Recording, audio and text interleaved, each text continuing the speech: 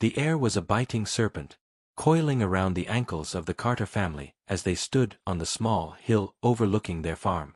It was a day that promised spring but delivered a harsh, late winter chill, a cruel joke played by the elements. The sun, a cold and indifferent eye in a pale sky, cast a blinding glare that forced Elias and Clara to squint, their faces a mask of strained discomfort. Elias, a sturdy man with hands calloused from a lifetime of labor, adjusted his stiff collar, a flicker of impatience in his eyes. He despised these forced portraits, these attempts to capture a family they were only pretending to be. Clara, beside him, offered a faint, practiced smile, her posture rigid with the effort of maintaining a facade of serene domesticity. She held her son's hand, a grip that was less of a maternal clasp and more of a desperate anchor. And then there was Arthur. He stood between them, a small, unblinking sentinel. While the wind ruffled his parents' clothes and made their hair flutter, he remained perfectly still, a marble statue carved from the cold. His head was perfectly straight, his shoulders square, as if he were an adult awaiting inspection rather than a boy of 8 posing for a picture. While the photographer adjusted his contraption, shrouded by a black cloth, Elias muttered about the wasted time, and Clara gently urged Arthur to smile. But Arthur didn't smile. He didn't blink. His gaze was a fixed point of stillness, a pair of dark, unnervingly intense eyes that seemed to absorb the light rather than reflect it. The photographer's hand vanished from beneath the cloth and a loud, mechanical clack echoed across the silent field. Elias and Clara flinched, a subtle but visible reaction. Arthur did not. He continued to stare into the lens, his expression utterly blank, a chilling void of emotion that made the back of the photographer's neck prickle. The moment was over, but its silence, its peculiar coldness, lingered. The photographer would later swear that he had to check the camera's shutter a second time, certain that the boy's eyes had somehow remained open throughout the entire process, as if they were already looking into the future, waiting. The oddities of Arthur were not born on the day of the photograph. They were his constant, unsettling companions from the very beginning. His birth had been uneventful, a quiet arrival that contrasted with the usual commotion of a newborn. Elias, a man who saw the world in practical terms of crops and livestock, had been relieved. Clara, however, had felt a pang of unease she couldn't name. Her son's eyes, wide and strangely dark, had never truly met hers. He didn't cry with the hearty wails of other babies. He simply existed, a quiet presence in the cradle, staring into the middle distance. As he grew, these peculiarities deepened. Other children in the village would chase butterflies and scrape their knees, their faces a whirlwind of delight and pain. Arthur did neither. He walked with a deliberate, measured pace, his expressions as fixed and unchanging as a stone marker. Elias dismissed it all as a kind of stoic maturity. "He's a man of purpose," he'd tell Clara, a forced confidence in his voice. Elias had a name for everything, a box to put every problem into, and for Arthur, that box was labeled uncommon but fine. He taught the boy to read ledgers and mend fences, hoping that a strong practical education would temper whatever was peculiar about him. Clara, a woman of gentle heart and delicate nerves, saw things differently. She saw the other mothers cooing over their children, marveling at their laughter and their scrapes, and felt a profound, lonely sorrow. Arthur never laughed. He never reached for her with the spontaneous affection of a child. He accepted her hugs without reciprocating, his body stiff and unresponsive. When she held him, she felt as if she were holding something beautiful but utterly hollow. The village elders, their wisdom rooted in folklore and whispered histories, had their own theories. They spoke of hollow-eyed changelings and ancient spirits. To them, Arthur wasn't just peculiar, he was a vessel, a sign of something malevolent that had taken root in their quiet community. Clara would hear these whispers in the market and feel a chill that had nothing to do with the weather. She wanted to believe her husband, to believe that their son was simply unique. But deep down, in the quiet, sleepless hours of the night, she feared the whispers were closer to the truth than Elias's practical reassurances. The Carter family's peculiar portrait became more than just an image. It became a symbol of the strange occurrences that had long haunted their small, insular community. For years, the villagers had observed Arthur from a distance, their gazes a mix of pity and fear. His quietness was not seen as a virtue but as a sign of something missing, a hole where a child's boisterous spirit should have been. The family, once a pillar of the farming community, found themselves increasingly isolated. At the Sunday market, the other mothers would pull their children close when Clara passed, and the men would fall silent when Elias approached. The elders, keepers of the village's unofficial history, were the most vocal, though their words were only ever spoken in hushed tones behind closed doors. Old Man Hemlock, a man whose mind was a sprawling library of local lore, was the first to mutter the word possession. He spoke of old tales where a person's soul could be taken, replaced by something ancient and cold. Other stories were added to the growing legend: a cow that had gone dry after Arthur had simply looked at it, a field of wheat that had wilted and died in a single night, a path cut right through it where the boy was said to have walked. The stories were fantastical, rooted in superstition, but they spread like a weed fire. Elias would rage against these rumors, calling them the product of ignorant, idle minds. He'd walk into the local tavern, his face red with indignation, and challenge anyone to speak their minds openly. But no one would. They would just look at him, then at Clara, and finally, their eyes would drift toward the little house on the hill, where Arthur remained a silent, unblinking presence. The fear was a living thing, nurtured by the lack of a simple, human explanation for Arthur's strangeness. It was easier to believe in a changeling or a spirit than to accept that a child could be born so utterly devoid of the very essence of humanity. The photograph, with its chilling depiction of Arthur's unsettling stare, was merely the final piece of evidence they had been waiting for, a concrete confirmation that the Carter family's child was not entirely their own.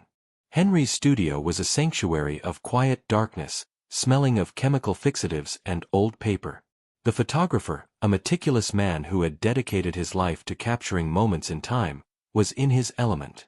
The photo of the Carter family was now a standard-sized print, a popular conversation piece at his front counter. Yet, the original glass plate, the negative from which the prints were made, held his true fascination. He kept it separate, carefully wrapped in soft cloth, for it held the essence of that strange day. One evening, unable to shake the lingering feeling of unease from the sitting, Henry retrieved the plate. He held it up to the light, a small magnifying glass in hand, intending to study the nuances of Elias's tense jaw and Clara's forced smile. But his gaze, as always, was drawn to Arthur. He had always found the boy's eyes unnerving, but through the glass, they were something else entirely. The deep, dark pupils, which had looked so black and empty in the sunlight, now revealed a stunning complexity. Henry gasped, dropping the magnifying glass onto his workbench. He picked it up again, trembling slightly, and leaned in closer. The reflections in Arthur's eyes were not those of the sky, nor of the surrounding trees. They were a bizarre, swirling galaxy of patterns. He saw thin, crystalline lines that wove in and out of each other, forming intricate symbols that seemed to pulse with a faint, internal light.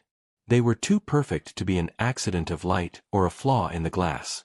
The symbols were complex and alien, like an unknown, forgotten language etched onto the surface of an impossibly black pool. He had captured the gaze, but the gaze had captured something else in return. A chilling thought, cold as the spring air on that day, settled in his mind. The boy wasn't just staring into the lens, he was staring through it, and into something far beyond human comprehension. Henry spent the better part of the night and the following morning trying to make sense of his discovery. The symbols in Arthur's eyes were etched into his mind. He developed another plate from the same negative, this time with a specific focus on the boy's face, but the results were the same, a swirling vortex of unknown script where reflections should have been. It was not a trick of light, not a flaw in his equipment. It was something on the plate itself, a dark, unsettling truth captured by his lens. Haunted and disturbed, Henry knew he couldn't keep this to himself. He took the plate and the magnifying glass to his old mentor, Mr. Alastair Finch, a retired professor of ancient languages at a nearby university. Finch, a scholar whose life was spent deciphering forgotten scripts, listened patiently as Henry recounted the story, his face a mask of polite skepticism. But when Henry placed the glass plate on the table and directed the lamplight onto Arthur's face, Mr. Finch's demeanor changed. He leaned in, peering through his own spectacles, and a low, guttural sound escaped his throat. "By all that is holy," he whispered, his aged hands trembling as he picked up the plate. He turned it over and over, his eyes fixed on the bizarre patterns. I have never seen anything like it. It's not a script I know, not from any corner of the earth I've ever studied." He traced a finger over the smooth surface of the plate, his brow furrowed in deep thought. "They are not symbols for communication, Henry. They are a blueprint, a record.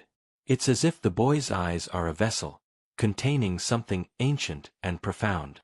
The revelation sent a fresh wave of dread through Henry.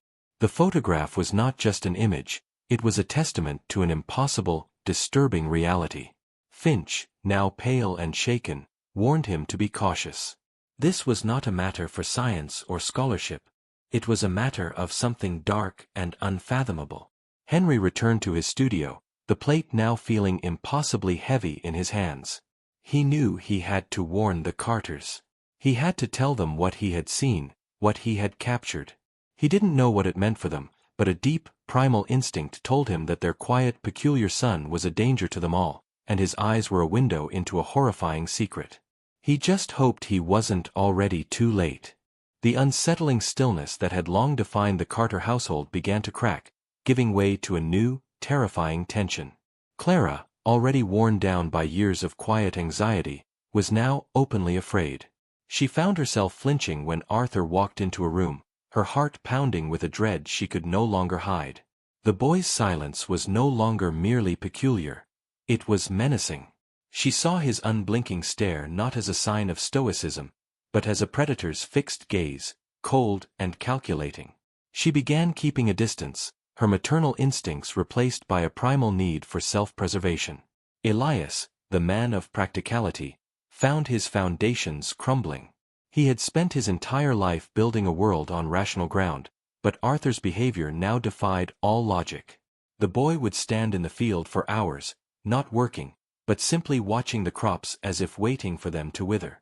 Once, Elias found him tracing the same strange, intertwining patterns from the photograph into the dust on the barn floor, an unnerving, repetitive motion. When Elias asked what he was doing, Arthur just looked up, his face devoid of emotion, and the symbols remained, a stark, silent message. The carefully constructed image of the prosperous, united family had completely shattered. Meals were eaten in silence, the clinking of cutlery the only sound in a house filled with unspoken fear. Elias and Clara began to argue in hushed whispers, their debates turning into bitter accusations. Clara pleaded with Elias to see the truth, to admit that something was terribly wrong.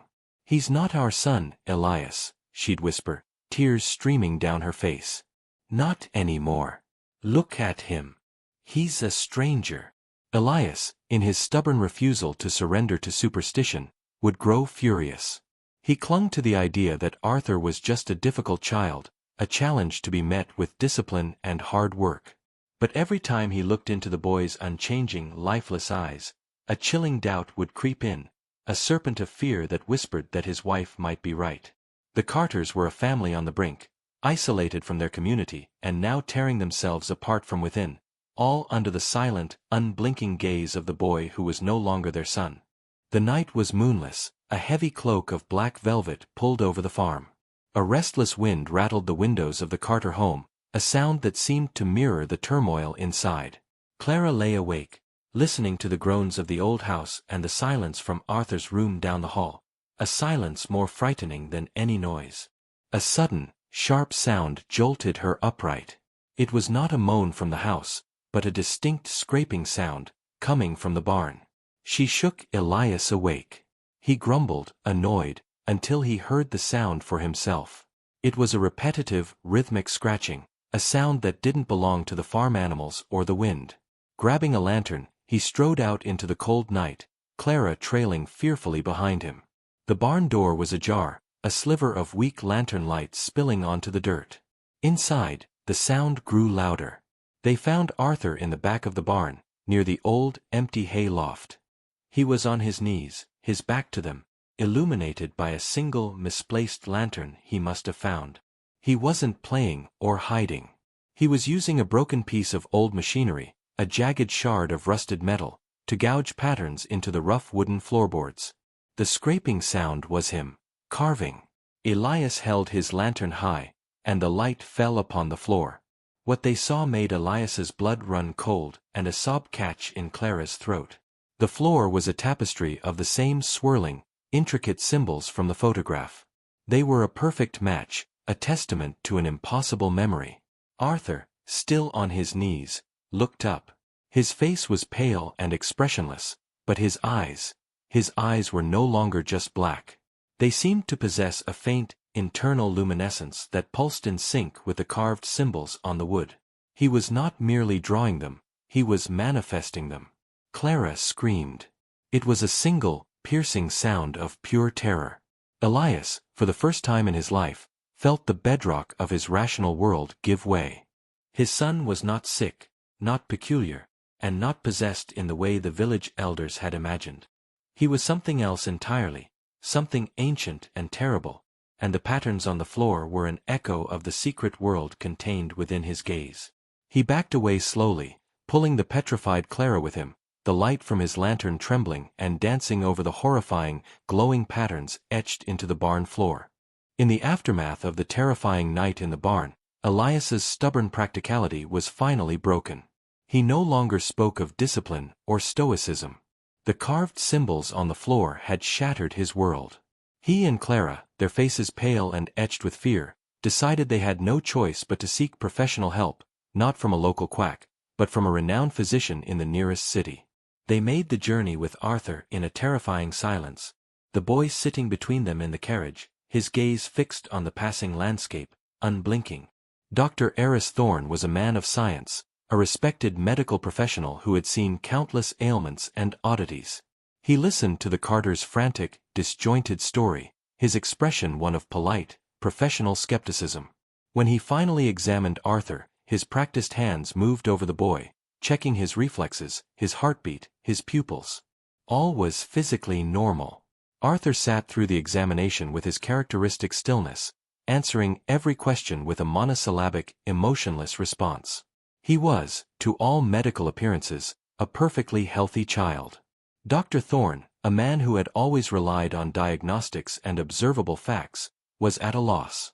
He found no signs of a neurological disorder, no physical ailment, nothing that could explain the boy's blankness. He tried to engage Arthur in conversation about his parents, his farm, his life, but the boy's responses were like stones hitting an empty well. When Thorne tried to get him to draw, Arthur simply stared at the blank paper, his mind seemingly elsewhere. The doctor, in his private notes, simply wrote the word peculiar, a frustrating, insufficient summary. Elias, desperate for a logical explanation, pleaded with him. There must be something, doctor. A diagnosis, a name for this. Dr. Thorne shook his head slowly. I'm sorry, Mr. Carter. Medically, there is nothing wrong with your son. His body is sound. The statement, meant to be reassuring, felt like a condemnation. Elias and Clara knew better.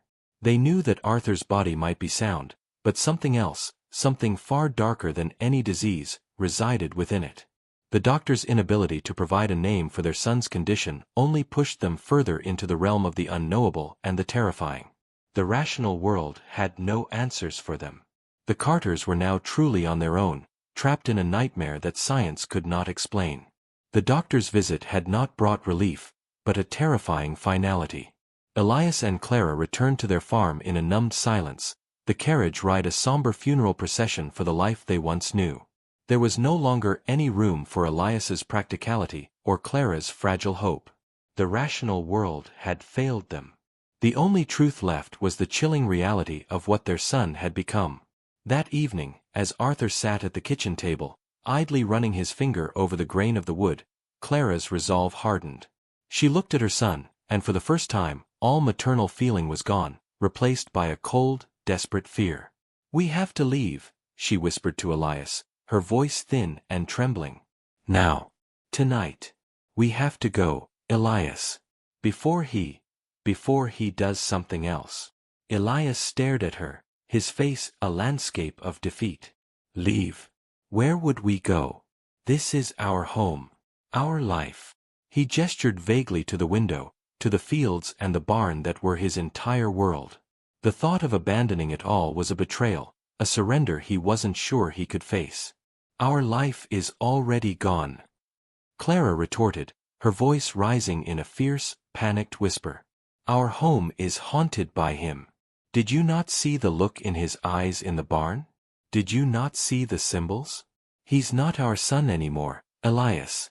He's something that mimics our son, and it's stealing everything from us. Our peace, our sanity, our very humanity. Don't you see it happening? She pointed to the photograph still sitting on the mantelpiece, a stark reminder of the moment their lives had been irrevocably altered. Elias looked at the image, then at his son, and finally back at his wife. The desperate, pleading terror in Clara's eyes was undeniable. He had clung to his old world for so long, refusing to believe in ghosts and possessions, but the living, breathing specter of Arthur had made a believer out of him. The farm was no longer a place of comfort and hard-earned labor. It was a cage, and they were trapped inside with something monstrous. With a heavy, final sigh, Elias nodded. He had no answer, no argument left. The fear was too great, the evidence too chilling. They packed only what they could carry, a few meager possessions and the money they had saved. They didn't say goodbye to anyone, not even to Arthur, who simply watched them from the kitchen table with his usual, unblinking stare. Under the shroud of a new moon, the Carter family vanished into the night, leaving their abandoned farm and its chilling secret behind. The village awoke to a silent farm. The smoke that normally rose from the Carter chimney was absent, and the chickens were left to their own devices, clucking aimlessly around an empty yard. At first, no one paid it any mind. Farmers had a habit of rising before dawn and getting on with their work. But as the sun climbed higher and the midday bell rang, a palpable stillness hung over the homestead. Old Man Hemlock, ever the watchful observer, was the first to notice the unnatural quiet. The neighbors who ventured up the hill found the house locked but empty. The barn door, still bearing the strange scrape marks of the previous night, stood ajar, a silent witness. The fields, ready for the spring planting, lay untouched. The Carters were simply gone. No note, no explanation, no farewell. The suddenness of their departure only fanned the flames of the rumors. The whispers of possession and changelings turned into full-blown declarations of a curse. People avoided the farm, crossing the road to stay as far from the property as they could. The once prosperous Carter farm became a local landmark of unease, a place shrouded in a growing legend. Children were warned not to play near the empty barn, and anyone who dared to venture too close would later recount the eerie feeling of being watched. The local sheriff, a man who dealt in facts and figures, made a cursory search, found no evidence of foul play, and concluded the family had simply moved on. But the villagers knew better. They spoke of the boy who never blinked, whose gaze had stolen something from his parents and left them with a choice between staying with a soulless creature or fleeing into the unknown. The farm, once a symbol of hard-earned success, was now a monument to a horrifying mystery. It remained empty for decades, a silent, abandoned relic of a family's silent, unblinking terror. The years passed, but for Henry, the photographer, time had failed to dull the chilling memory of the Carter family's photograph. The image, and especially the original glass plate, had become an obsession. He had shown it to other scholars and even a handful of eccentrics who dabbled in occult studies, but no one could explain the symbols in Arthur's eyes.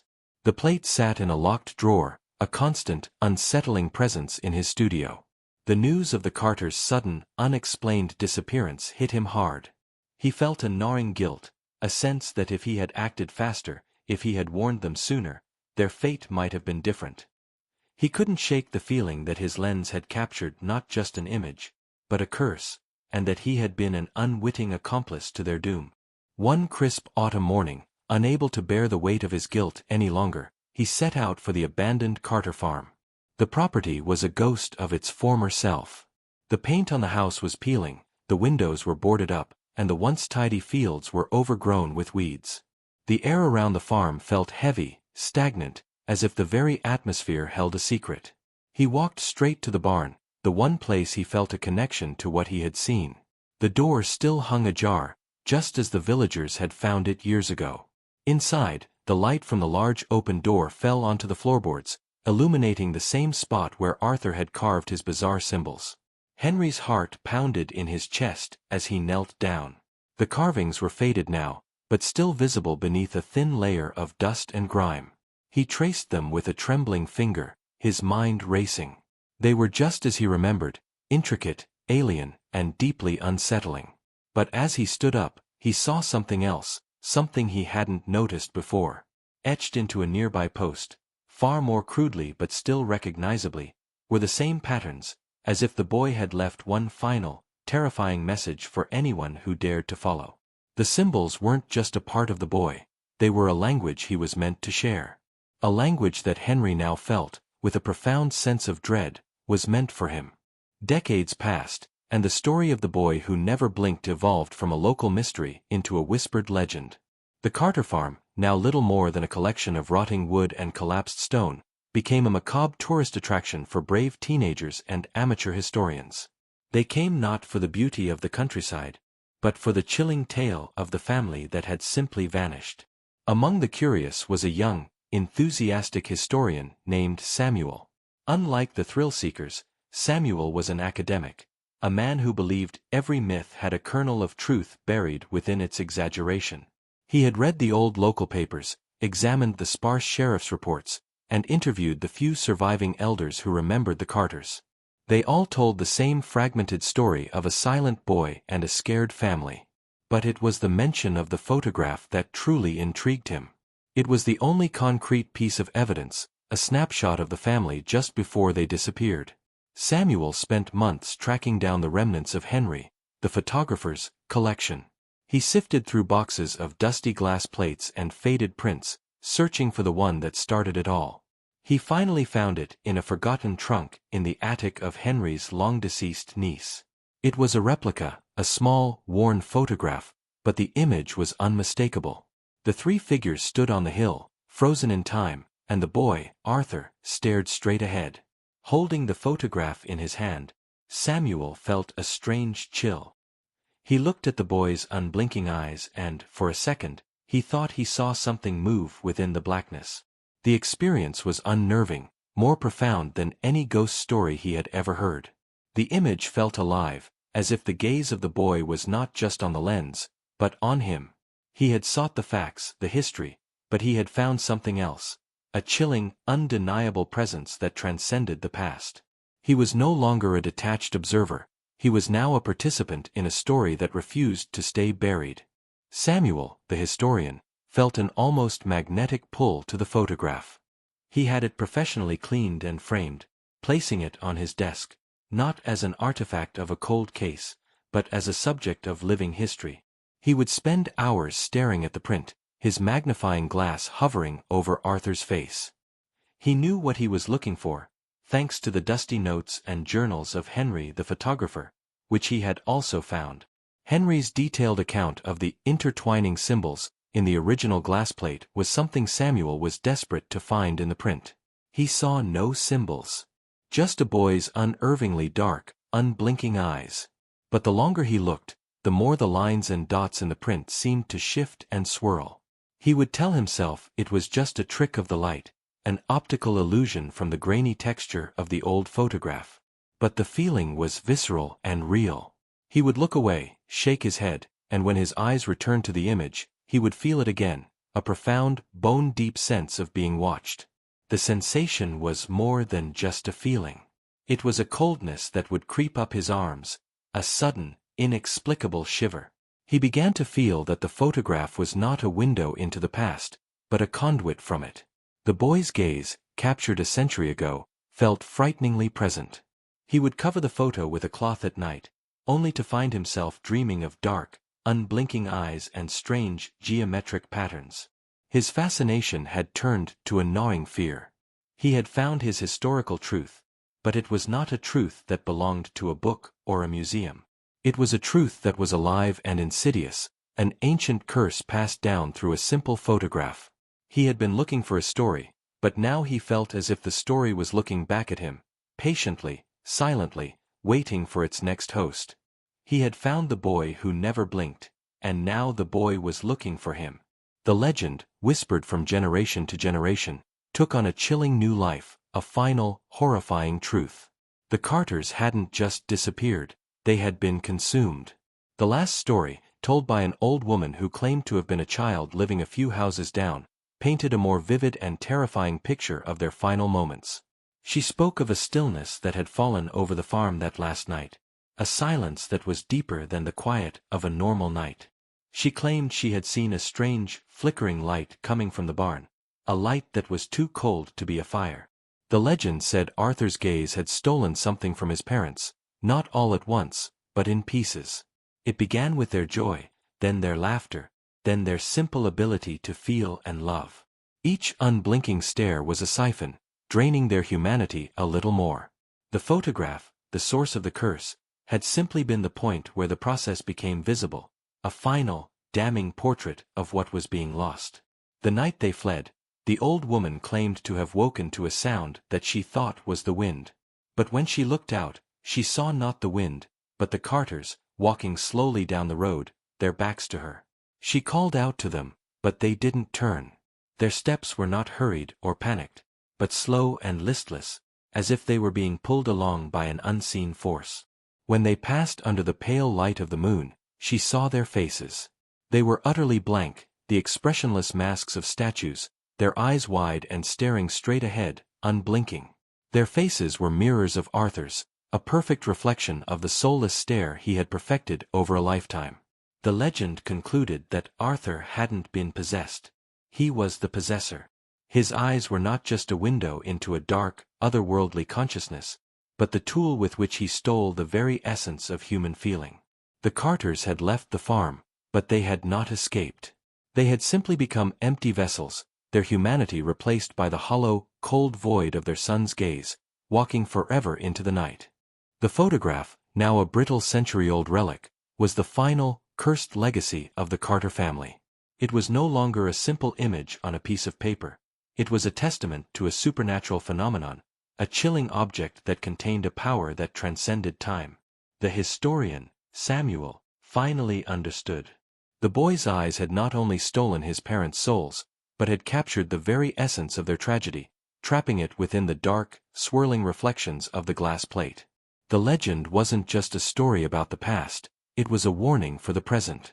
The unblinking eyes of Arthur Carter were a conduit, a doorway left ajar, and anyone who looked too long, who sought to understand too deeply, risked becoming the next host. The photograph was a mirror of the original sin, a reflection of a soul-siphoning malevolence that was still looking for a new home. It was why Henry, the photographer, had been so obsessed, and why Samuel now felt a coldness in his own home. The gaze was not passive, it was hungry. The Carter farm, its barn still standing as a hollow monument, was now a place of silent reverence and fear. The photograph, wherever it was, carried the true legacy. The image was a living curse, a quiet horror that whispered a single, terrifying truth. The boy who never blinked had never truly left. He was always watching, and his next victim would not be a parent or a stranger, but an academic, an enthusiast, or anyone who dared to feel a chilling connection to a portrait taken on a cold, indifferent day in 1898. The gaze, captured for eternity, was patiently waiting, and it was now, finally, looking for you.